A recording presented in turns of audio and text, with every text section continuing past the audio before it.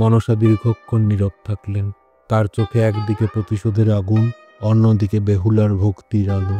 মনসা গভীর শ্বাস নিয়ে ধীরে ধীরে বললেন, ঠিক আছে, কিন্তু এক শর্তে, চাঁদ আমাকে পুজো করবে।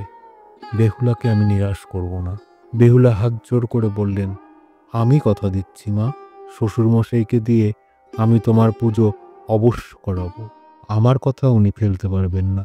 মনসার অলৌকিক শক্তিতে আবার জীবিত হলেন লক্ষিন্দর। পুনর্জীবন পেল 6 ভাই, সপ্তডিঙা, ধন্বন্তরী। বেহুলা আনন্দে ভেঙে পড়লেন, স্বামীকে বুকে জড়িয়ে ধরলেন। বেহুলা স্বামী ও সবাইকে নিয়ে ফিরে এলেন মর্তে। চাঁদ প্রথমে অবিশ্বাস করলেন, কিন্তু যখন দেখলেন তার 7 ছেলেই জীবিত, তখন তিনি নির্বাক হয়ে গেলেন। বেহুলা বললেন, বাবা, আজ দেবী পদ্মাবতীর আশীর্বাদে আমরা ফিরে পেয়েছি সবকিছু। তোমাকে দেবী মনসার পূজা দিতেই হবে। আমি যে কথা দিয়েছি বাবা। চাঁদ তখনও দ্বিধায় ছিলেন। তিনি মহাদেবের একনিষ্ঠ ভক্ত।